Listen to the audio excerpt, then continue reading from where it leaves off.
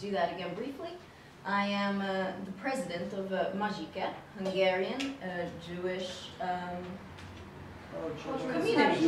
Yeah. És tulajdonképpen azért jó, hogy most találkozunk a legelső alkalommal itt az első programja a táborról.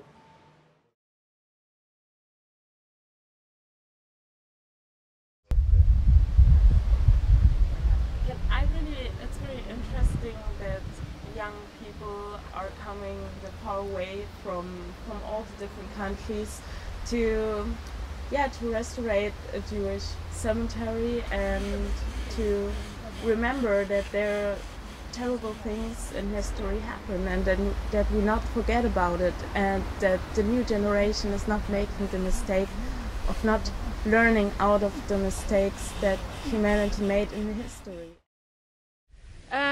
Another remarkable thing is that we do so many interesting things. I have got to learn so many things about Jewish culture, and the program is well organized, so we have no time hanging around. It's very tough.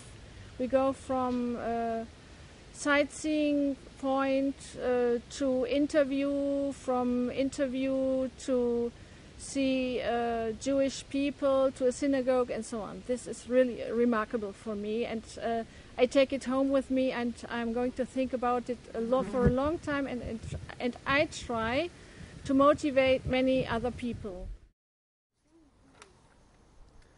The most remarkable thing about this project was one situation which took place in the cemetery. I was working with group, and one couple from Israel came to us and saw work which we are doing here, and they were very impressed and thankful for all our job. And after that, I felt so kind of mixture of feeling, like, for instance, pride, but now I'm sure that we do a very important thing, because we try to keep memory about victims the Second World War.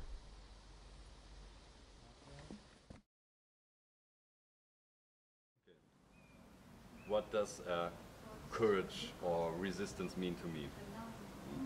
I learned in the summer camp, we met so many people who had biographies where at some point they had to resist injustice, they had to resist oppression, or to just even be able to stay alive.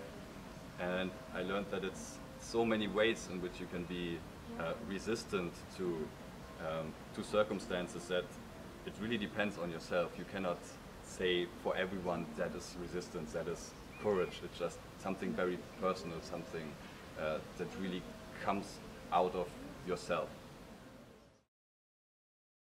Disabled kids, we want to give them from the state, by the state, giving them like at least minimum wage of salary, because what they do 24/7. It's also as a job, like rich people paying for a nurse or for an institute to do that job.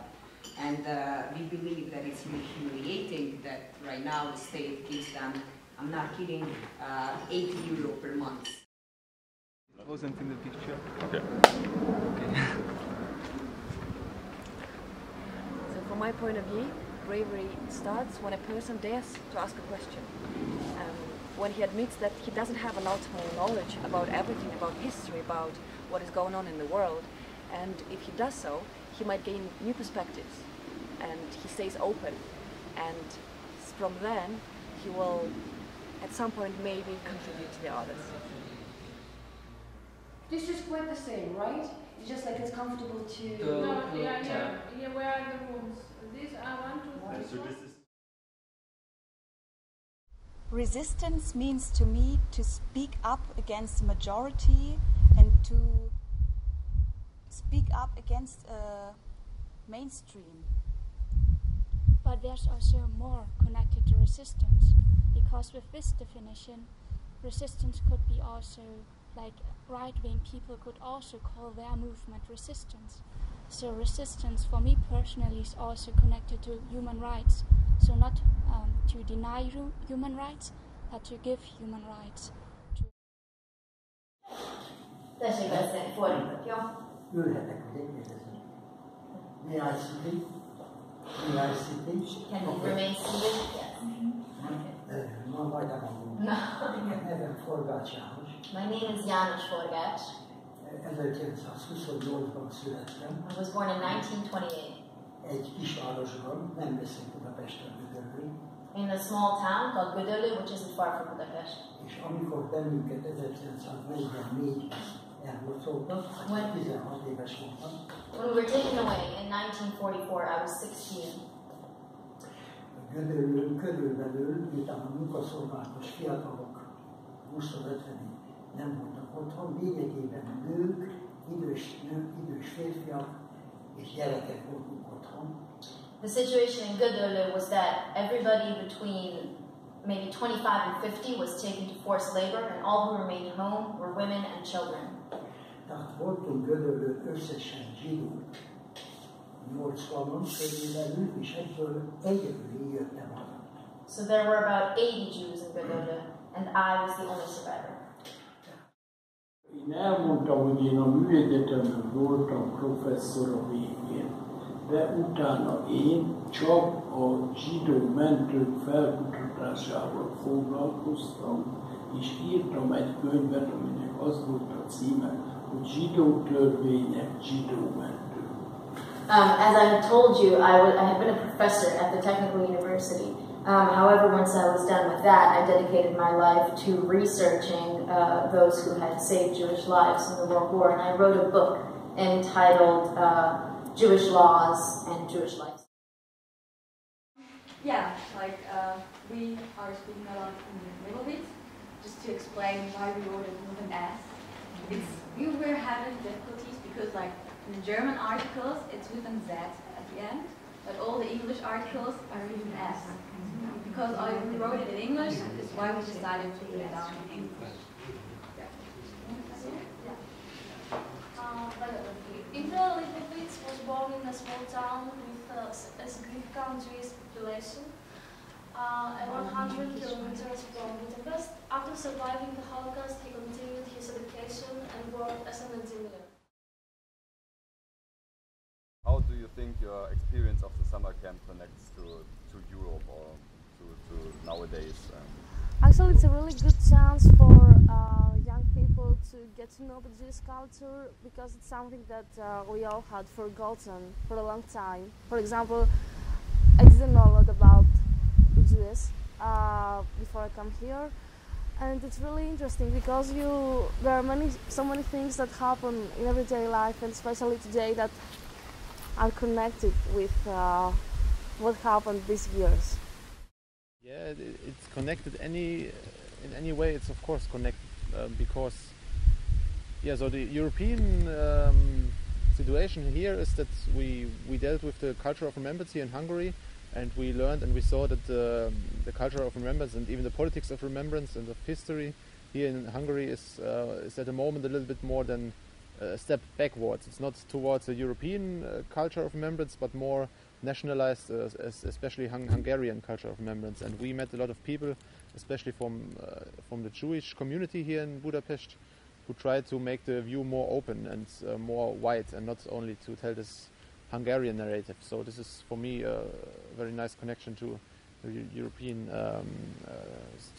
to Europe. Yeah. I get the feeling that summer camps are very important to like build this